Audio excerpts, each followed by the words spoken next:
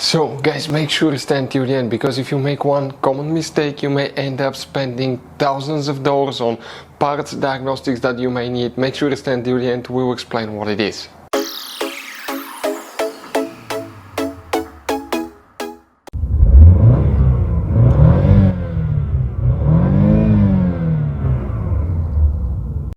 Hey guys, welcome back to Electrical Car Repair Life. Thank you guys for watching and subscribing to the channel. Today will be a super helpful video to any of you having a Dodge Challenger, this generation here from year 2014 to year 2024. If you need to find where the uConnect, also known as Telematics or Bluetooth fuse, is located. Now, there is something tricky about that. We'll explain what you can expect to find it, guys. If you have problems with the telematics module, you might be able to fix it, okay, really easily with the uConnect module. We'll talk about that. And if you need to buy replacement parts too at a good price, we'll share the information in the video for your convenience. So let's start on it now. So before we start, guys, let us tell you a little bit about us. Every single car we get here at the garage, we try to make at least 200 to 300 free repair videos. We take them completely apart. We show you how to fix transmissions, engines, bodywork, electrical components, fuses, relays. Why we do all that, guys? Because our mission at the shop is to save you as much money as we can. All we need in return, please subscribe to the channel, like the video, that way we can keep making these free videos.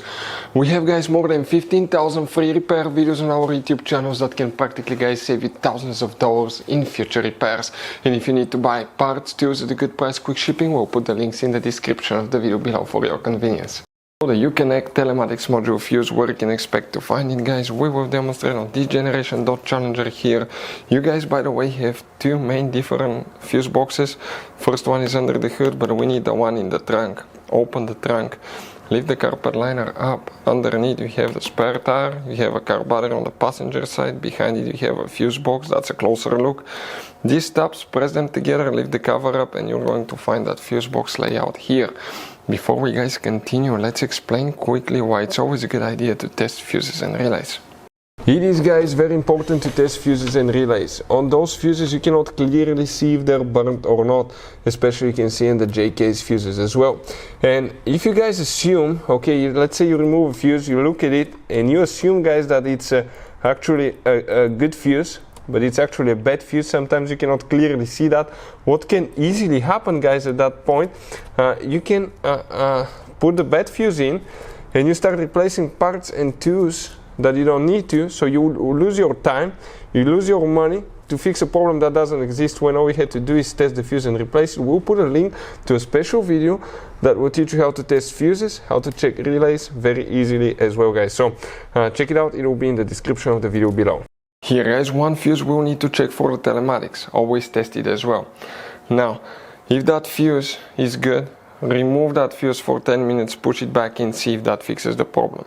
We also recommend to disconnect the car battery for an hour and see if that fixes the problem as well. It's very important, by the way, to know which battery terminal to disconnect and reconnect first, because you can burn modules and computers and that can cost you thousands of dollars. But we'll have video on our YouTube channel which battery terminal to disconnect first. Here, if you come in that row, that's fuse 38, 37. Fuse number 37, that's the one that you need to check. Another thing, if you have problems with the telematics module, okay, it works together with the radio, and you need to make sure the connection is on the back, because it could be loose connection causing that too. For any of you that want to see how to replace or where the telematics uConnect module is located, Bluetooth module, we'll have video on the channel as well. So, guys, this Dodge Challenger has all kinds of different fuses and relays. Those could be really hard to find if you're in the middle of nowhere. We'll, guys, put a link in the description of the video below where you can get some spare ones put in the glove box, because one time we needed a spare, we couldn't find one, and we were stuck in the middle of nowhere because of that, guys. Hopefully the video will be helpful. Thank you guys for watching, and see you next time.